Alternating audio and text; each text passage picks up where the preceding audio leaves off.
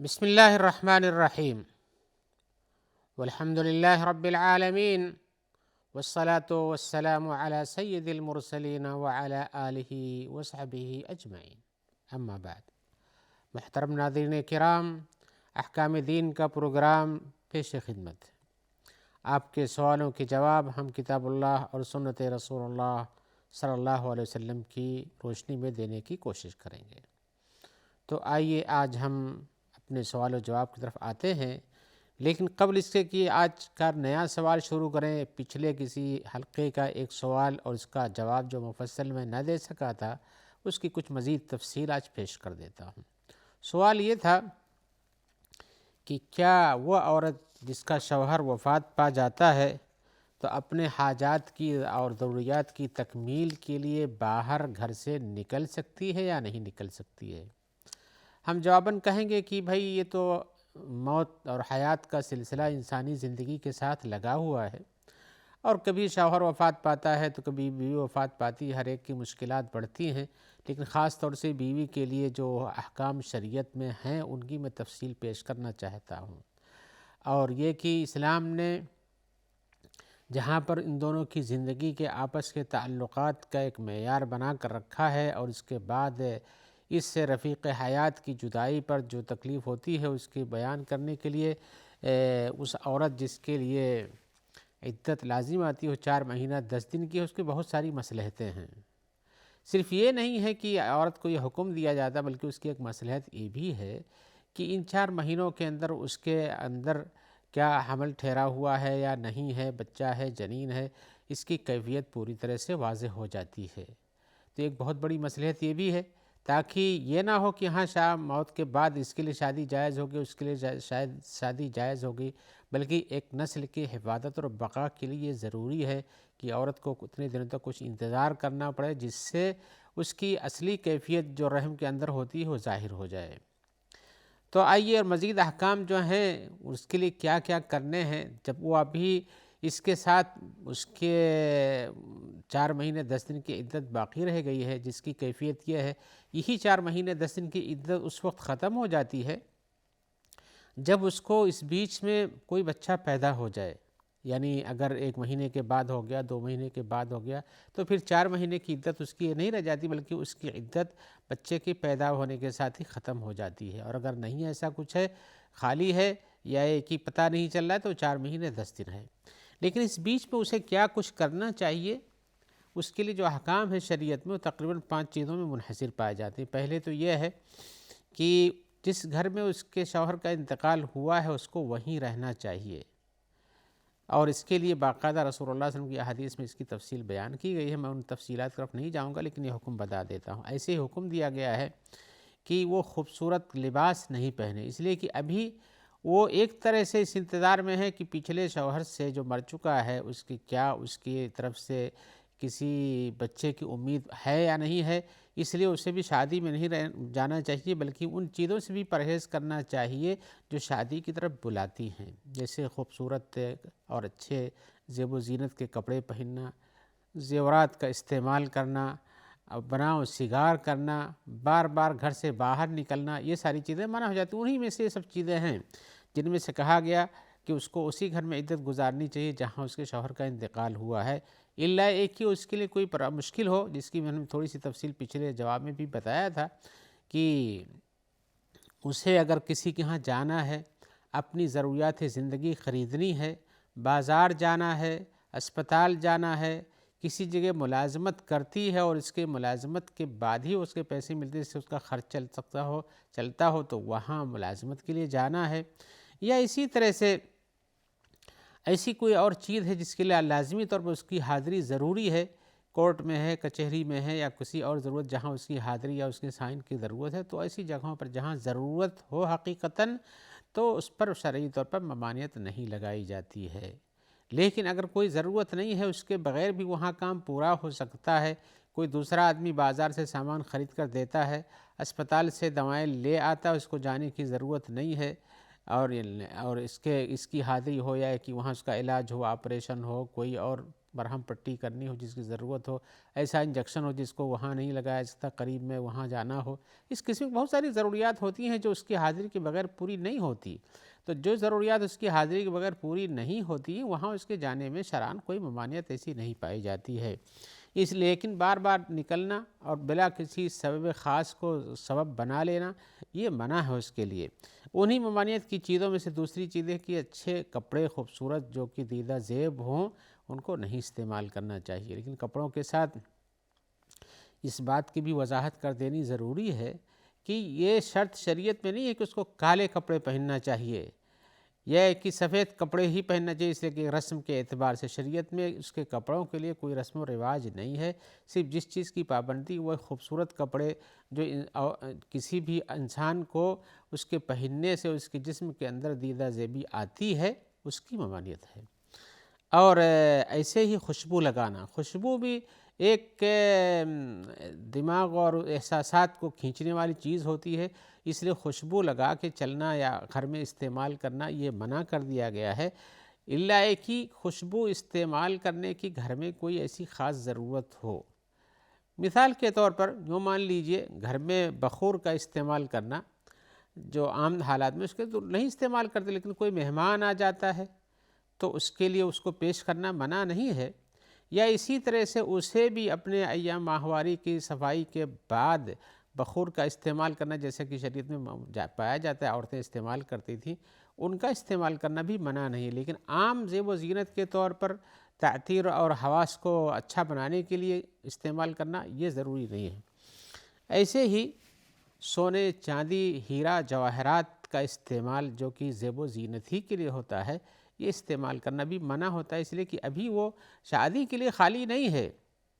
لہذا وہ چیزیں جو بلاتی ہیں، جاذب ہوتی ہیں، خوبصورت بناتی ہیں، اس طرف لے جاتی ہیں، ان سے منع کیا گیا ہے تاکہ یہ 4 مہینے 10 دن کی جو عدت خاص حکم کے تحت آئی ہوئی وہ پوری ہو جائے۔ ایسے ہی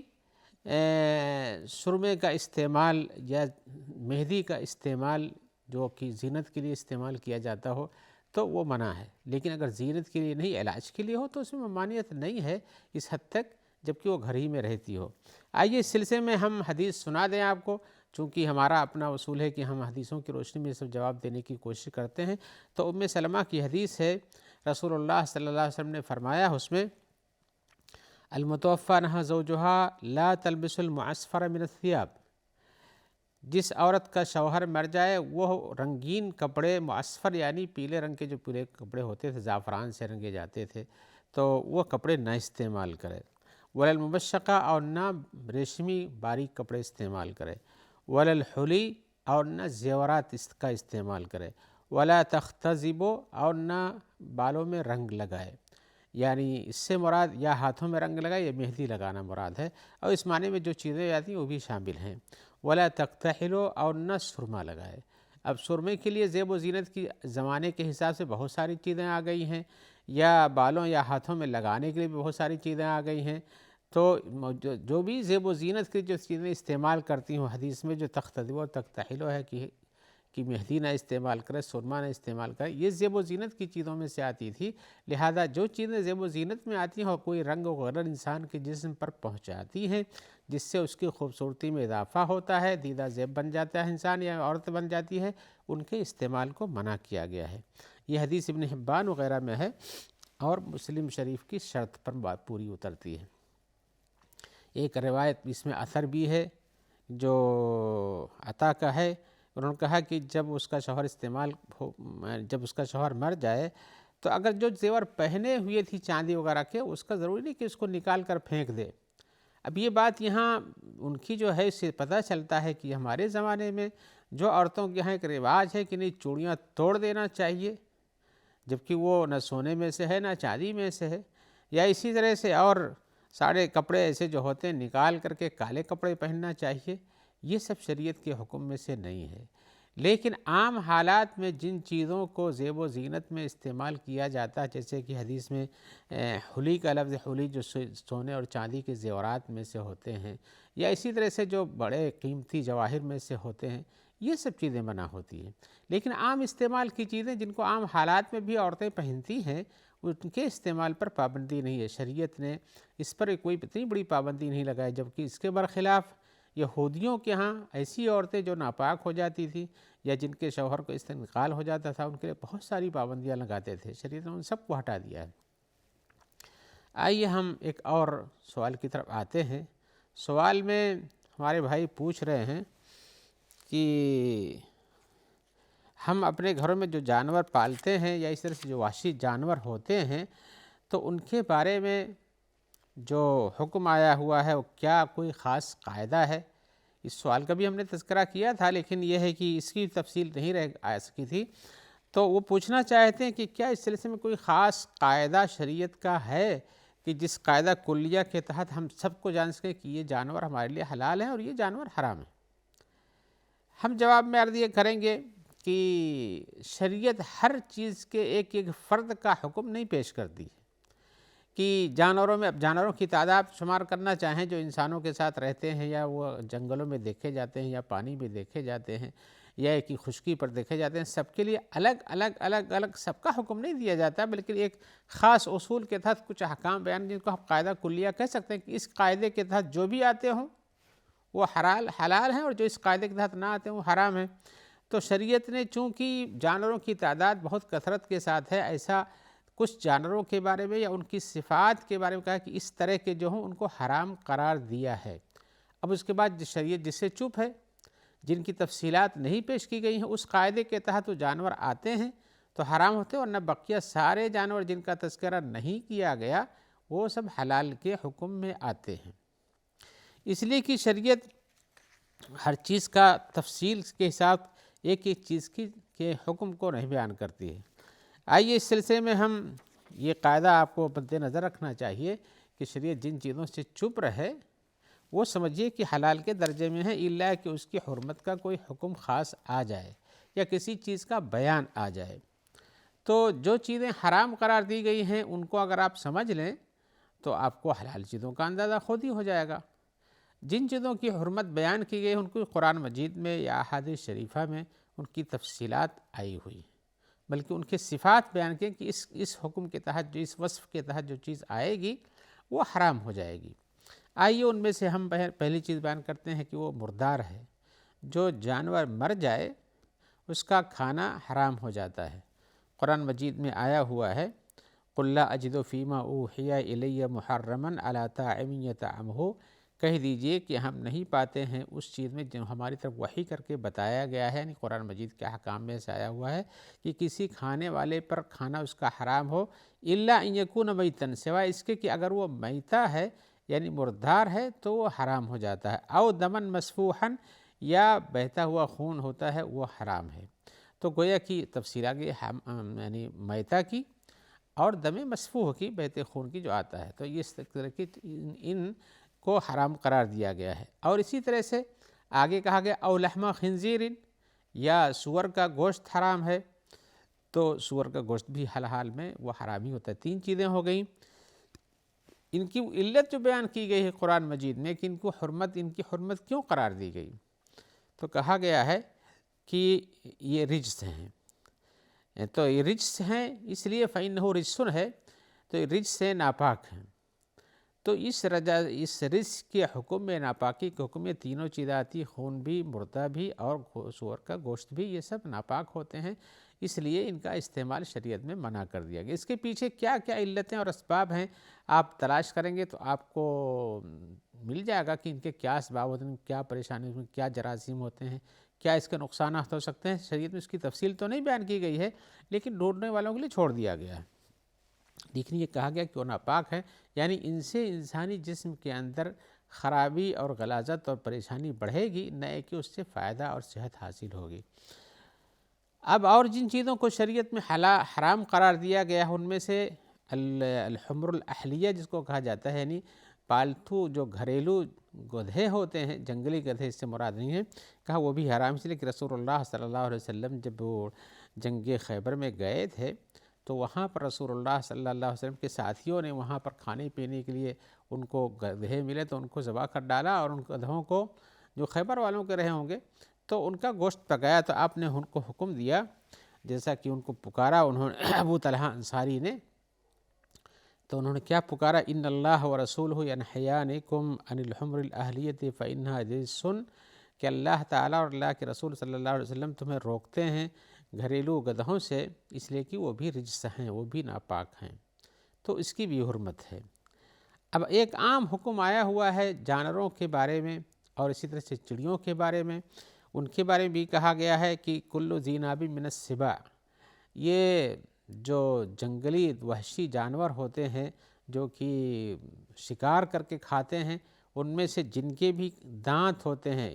یہاں جو اس کو دانت کہا جاتا ہے، کتے کے دانت، یا کہہ لیجیے کہ جو پھاڑنے والے دانت، ناب کہا جاتا ہے ان کو، تو جس کے پاس بھی ایسا، جیسے کہ بھیڑیے کے پاس ہے، شیر کے پاس ہے، چیتے کے پاس ہے، اس قسم کے اور بھی جانور ہیں جو جانوروں کو پکڑ کر کے چیر پھاڑ کر کھا جاتے ہیں، ان کو بھی حرام قرار دیا گیا ہے۔ ومن کل ذی مخلب من الطیر، اور چڑیوں میں سے جن کے پاس چونچ ہوتے ہیں تکونے، جن سے وہ اپنے چیزوں کو پکڑتی ہیں اور اس سے کھاتی ہیں، پیر اور اس کے مدد سے پکڑ کر، یوں ایسے نہیں کہ دانے کو اٹھا لے جسے کبوتر اٹھاتا، ایسا نہیں ہے، بلکہ وہ اس کو نوچ کر اپنے چونچ کے ذریعے سے کھاتی ہیں، تو ان کے بارے میں بھی حرمت آئی ہے۔ ان میں سے جیسے باز ہے، ان میں سے جیسے چیل ہے، گدھ ہے، اس قسم کے جو ہیں جانور ہیں، ان کی حرمت کا حکم آیا ہوا ہے۔ اور ان میں سے ایک چیز اور بھی ہے جس کا حکم بیان کر دینا ضروری ہے، کہ وہ چیز جو کسی حرام کردہ جانور کے جنسی ملاقات سے پیدا ہوا ہو۔ مثال کے طور پر گدھا حرام کر دیا گیا، لیکن گوشت یعنی گھوڑے کی حرمت کا اعلان نہیں ہوا ہے، گھوڑے کو کھانے کا ذکر آیا تھے حدیثوں میں، تو اگر گھوڑے اور گدھے کی ملاپ سے کوئی جانور پیدا ہوتا ہے، جس کو خچر کہتے ہیں، تو اس کی بھی حرمت، اس لیے کہ اس کے اندر بھی وہ جنس ملی ہوئی ہے۔ ایسی صورت میں یہ چیزیں جن کی حرمت ہم نے بیان کی ہے، ان کے بعد جو جانور جن کی حرمت بیان نہیں کی گئی، جیسے سمندری جانور ہیں یا خشکی پر اور سارے جانور ہیں جن کی تفصیلات یا جس حکم میں نہیں آتے ہیں، تو ان کی بات، ان کی حرمت کا حکم صادر نہیں ہوتا ہے، بلکہ وہ حلت ہیں، اللہ کہ اس کی حرمت کا کوئی حکم پایا جاتا ہو، یا اس وصف کے ساتھ وہ چیز متصف ہوتی ہو جن کو شریعت میں حرام قرار دیا گیا ہے، جیسے کہ پھاڑ کھانے والے دانتوں والے جانور، یا اسی طرح سے چونچ، ایسی تکونی چونچ والے چڑیاں، یا اسی طرح سے ان سے جو چیزیں مردہ ہو جاتی ہیں، کوئی بھی چیز مردہ ہو جائے اس میں سے وہ حرام ہو جاتی ہے، تو یہ سب چیزوں کی حرمت ہے، بقیہ اور چیزیں حلال ہوتی ہیں۔ ایسے جو جانور یعنی گلا دبا کے مار دیا جائیں یا اس قسم، وہ مردہ ہی ہو جاتے ہیں، وہ ذبح کے درجے میں نہیں آتے ہیں۔ آئیے ہم اسی جواب کے ساتھ یہ آپ سے چاہتے ہیں اور بتانا چاہتے ہیں کہ انشاءاللہ آپ سے دوبارہ ہماری ملاقات رہے گی انشاءاللہ العزیز، جس میں ہم آپ کے سوالوں کے جواب دینے کی کوشش کریں گے کتاب و سنت کی روشنی میں، اور جب تک کے لیے دعا گو ہیں کہ اللہ تعالیٰ آپ کو، ہم کو اور سارے ہمارے ناظرین کو خیر و عافیت سے رکھے، اور جو لوگ آپ تک اس پروگرام کے پہنچانے میں تعاون دیتے ہیں، اللہ تعالیٰ ان سب کو بھی خیر سے رکھے اور ان کا تعاون فرمائے۔ السلام علیکم ورحمۃ اللہ وبرکاتہ۔